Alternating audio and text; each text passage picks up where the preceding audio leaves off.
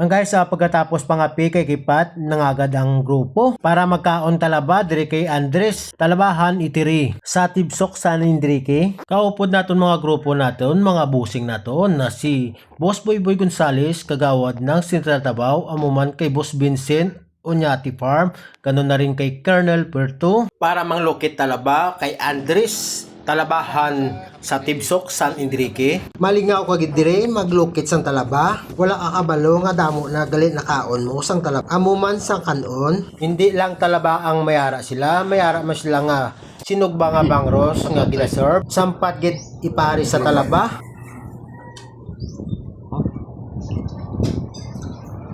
Hindi lang ko yan muna.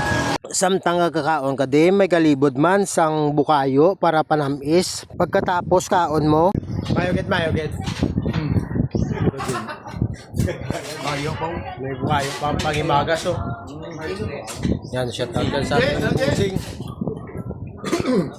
Sa likod namon, ari man amon kasi manwading at taga Valladolid. Magalukit talaba.